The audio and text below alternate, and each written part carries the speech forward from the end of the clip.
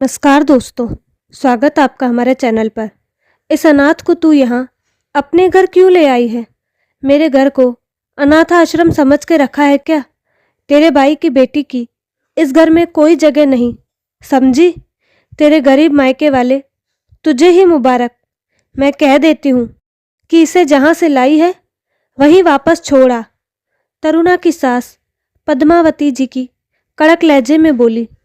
करुणा ने उनकी कड़कती आवाज़ सुन अपनी भतीजी रोशनी का हाथ तुरंत अपने हाथ से छुड़ाया और पद्मावती जी को अपने साथ कमरे के अंदर ले गई। वहां जाकर तरुणा बोली, माँ जी, मैं तो अपने साथ मुफ्त की नौकरानी लाई हूँ। मेरे भाई की मृत्यु के बाद अब मेरी विधवा भाभी उसके 2 बच्चों का भरण पोषण अकेले कैसे संभालेगी? उन्होंने तो रोशनी को यहाँ शहर में आगे की पढ़ाई के लिए भेजा है, मगर मैं थोड़ी इसका खर्चा उठाने वाली हूँ। बल्कि मैंने तो सोचा है कि आज से नौकरानी माला की छुट्टी कर देते हैं ताकि हमारे पैसे बच जाए और हमें रोशनी का बोझ ना लगे। पद्मावती जी ये सुनकर खुश हो गई और बोली, वाह बहू, तेरा दिमाग तो मुझसे भी ज़्यादा तेज चलता है। तूने तो अपने मायके वालों को तक ना छोड़ा। खैर, अब मुझे कोई गम नहीं। रोशनी को गेस्ट रूम में ठहरा देना। कमरे के बाहर खड़ी रोशनी ने अपनी बुआ और उसकी सास की सारी बातें सुन ली थी और वह धड़ाम से सोफे पर बैठ गई। उसे तो यह झटका लग रहा था कि यह वही बुआ है जिसने मेरी माँ से इतने बड़े बड़े वादे किए थे। रोशनी के सामने अंधियारा छा गया और उसे अपने पापा की बहुत याद आने लगी। रोशनी के पापा राजू को गुजरे हुए अभी 1 महीना ही बीता था। रोशनी की माँ तारा पर तो जैसे दुखों का पहाड़ टूट चुका था। रोशनी जो नीट की परीक्षा में अव्वल आई थी, उसके पापा का बड़ा अरमान था कि रोशनी डॉक्टर बने, क्योंकि रोशनी बचपन से ही पढ़ने में बहुत होशियार थी। पापा के गुजरने के बाद रोशनी को अपना भविष्य भी अंधकार में नजर आने लगा था। रोशनी का छोटा भाई भी अभी ज़्यादा बड़ा नहीं था। उसकी माँ पर अब दोनों बच्चों की जिम्मेदारी आ गई थी। राजू की 13वीं के दिन ही तारा की चाची सास बोल पड़ी थी कि रोशनी की जल्दी शादी करवा दे तारा, ताकि तुझ पे सिर्फ लड़के का ही बोझा रहे। एक का बोझ तो कम हो। तू कहे तो मेरे जेठ के लड़के से बात चलाऊं। उसकी पत्नी का भी अभी हाल ही में निधन हुआ है। तेरी बेटी के भी हाथ जल्दी पीले हो जाएंगे। यह सुनकर तारा जल्लाकर बोली, चाची जी, आपको हमारे बारे में इतना सोचने की जरूरत नहीं। मेरी बेटी की अभी उम्र ही क्या है जो आप उसकी शादी की बातें कर रही हैं। माना हम लोग गरीब हैं, इसका मतलब यह नहीं कि मैं अपने सर का बोझ कम करने के लिए अपनी बेटी की शादी किसी से भी करा दूंगी। मैं अपनी बेटी को पढ़ाऊंगी, खूब पढ़ाऊंगी और इसके पापा का सपना जरूर पूरा करूंगी। चाची सास ने वहाँ ही मुंह टेढ़ा कर लिया था। राजू की 13वीं पर सभी लोग कानाफूसी कर रहे थे कि अब अकेले कैसे पालेगी तारा दोनों बच्चों को। तारा के मायके वालों ने भी थोड़े दिन बस उनकी खाना पूर्ति कर दी थी, फिर किसी का चेहरा भी नहीं दिखाई पड़ रहा था। ऐसे समय में तनुजा, तारा की ननद, ने आगे बढ़कर कहा था, भाभी, आप चिंता मत करो।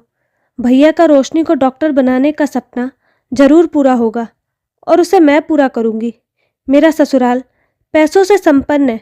मैं रोशनी को अपने साथ शहर ले जाऊंगी और उसका अच्छे कॉलेज में एडमिशन करवाऊंगी। आप देखना, 5 साल यूं चुटकियों में गुजर जाएंगे और हमारी रोशनी एक दिन डॉक्टर बन जाएगी। तारा के लिए तो मानो तनुजा जैसे भगवान का रूप लेकर आई हो। जब सभी ने साथ छोड़ दिया था, तब तनुजा ने तारा और उसके परिवार का हाथ थामा था। तारा ने भी अपने बेटे आर्यन की स्कूल में बात कर ली थी, जहां उसे टीचर की नौकरी आसानी से मिलने वाली थी। आर्यन का बोझ तो तारा ने उठा लिया और रोशनी को अपनी ननद तनुजा के साथ शहर भेज दिया। रोशनी का यह सब सोचकर मन भारी हो गया।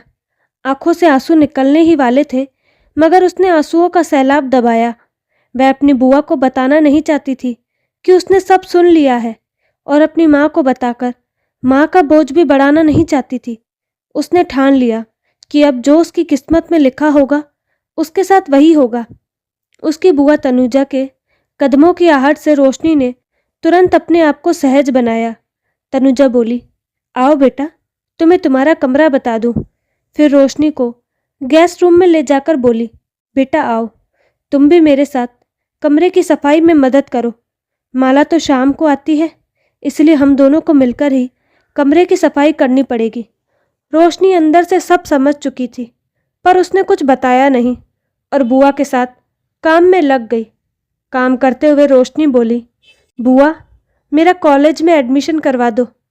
तनुजा बोली, एडमिशन तो मैंने ऑनलाइन ही करवा दिया है, तुम कल से ही कॉलेज जाना।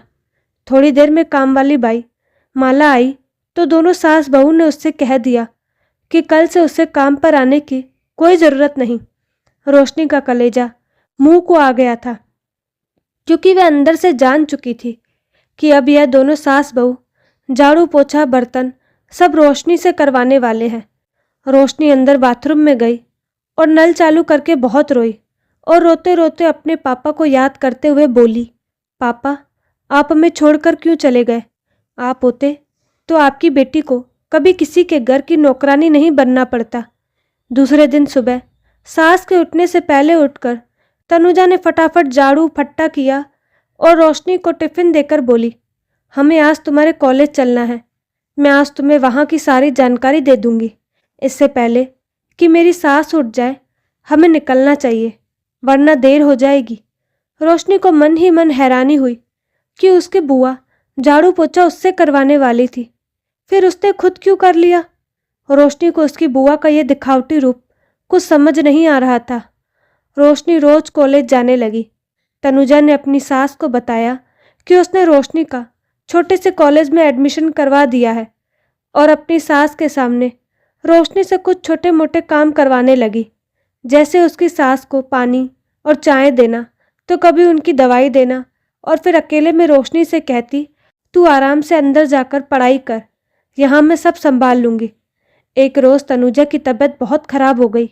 वह रोशनी से बोली, बेटा आज झाड़ू पोछा ज़रा तू लगा देना। रोशनी यह सुनकर आपे से बाहर हो गई और बोल पड़ी, बुआ अच्छे से जानती हूँ आप यहाँ मुझे इन्हीं सब कामों के लिए तो लाई हो ना। मैंने उस दिन आप दोनों की सारी बातें सुन ली थी। मुझे तो आपको बुआ कहते शर्म आती है।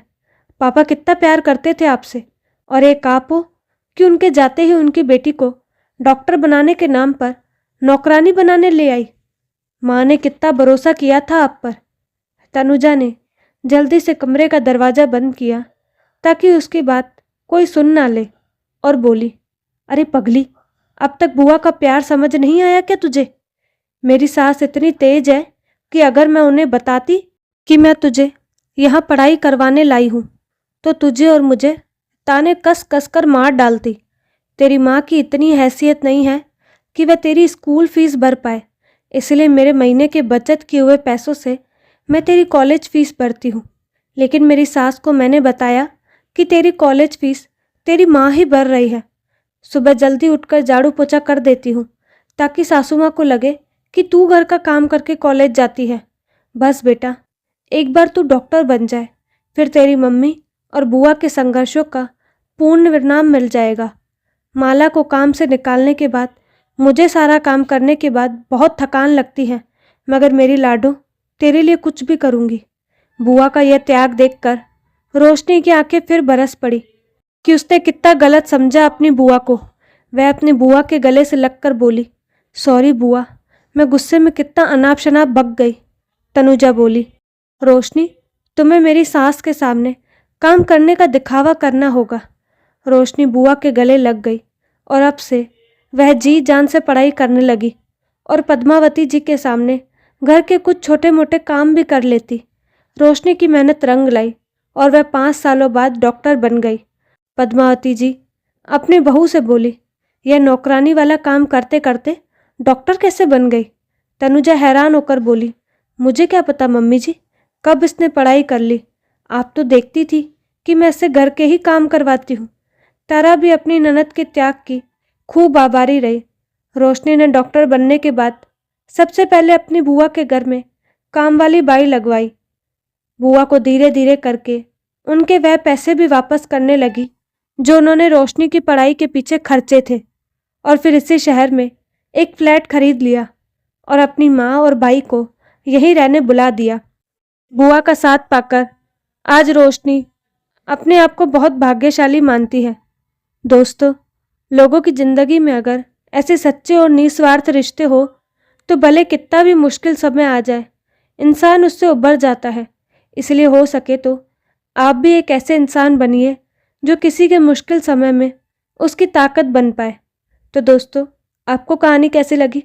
अपनी राय कमेंट बॉक्स में ज़रूर दें और साथ ही हमारे चैनल को लाइक, शेयर और सब्सक्राइब करना ना भूलें। धन्यवाद।